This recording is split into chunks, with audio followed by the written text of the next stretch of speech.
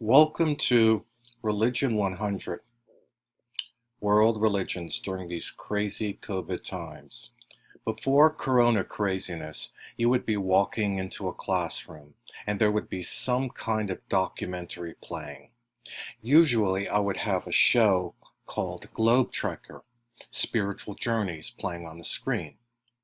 In this documentary, you would see young people much closer to your ages than the old professor you will be listening to. These young people would be talking to various teachers and specialists from major world religions. The old man, me, with his Kangol hat, wearing a vest, would walk into class and ask, "What are you watching?" You probably wouldn't know, but I would tell you. Then I would give you a fun in-class quiz for which you wouldn't be graded. I would skip to a section of the documentary where a group of men and women would be twirling round and round in a beautiful and meditative fashion. I would ask, "From what religion does this activity come?" You probably wouldn't know, but I would tell you that the religion is Islam. Those were whirling dervishes, engaging in a type of mystical trance movement.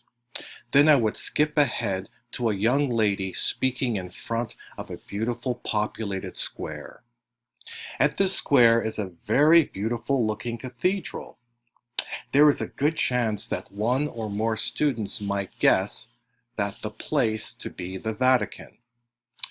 Before I hand out and discuss the syllabus, I would ask you bright young things to take a few minutes to walk around and introduce yourselves to each other.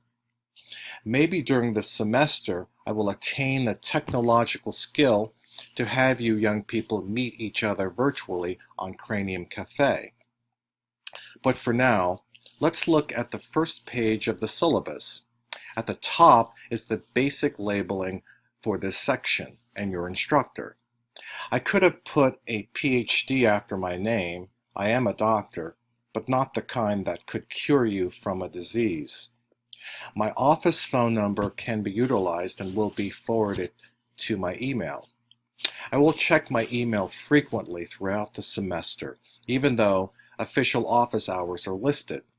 During office hours, I will try to be available on Cranium Cafe for your questions. Also, please frequently check the announcements section within Canvas. I will often offer commentary on subject matter and other course issues. The textbook, Living Religions by Mary Pat Fisher, has been one of the most popular texts for many years.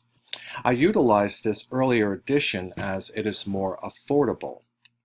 You can get the text at the campus bookstore or the bookstore across the street from campus on Southern Avenue. Or another option is to order this text online pretty cheaply.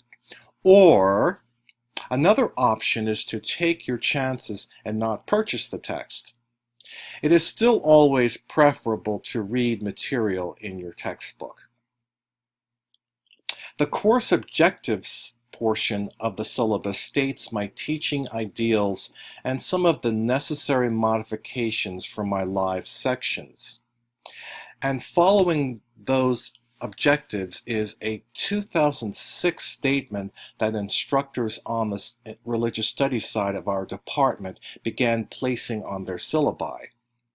This addresses our aim to teach about religions in a fair and objective way, not to show favoritism to any one religion. Toward the bottom of the first page is the basic outline for the course and the point distribution. For the first module, reading the book's first chapter is optional. Most of the recordings will relate to the tribal materials in chapter 2. On the second page of the syllabus is a more detailed outline of the course layout. Keep in mind the due dates for you to submit your quiz and your things. Read carefully over the material on your things. The quizzes for each module are worth from 75 to 80%. The remaining points come from your things. Read carefully over my description of what your things are. Your things are the only part of the course where you can possibly receive extra credit points. On the third page of the syllabus addresses a significant part of the course that I call Are You Experienced? Take your time and read carefully over this significant part of the course. This virtual exercise is worth up to 40% of your final grade. The remainder of the syllabus are the nuts and bolts issues that are generally found on syllabi. Do not hesitate to contact me if you wish further clarification on this syllabus and the formal agreement between us.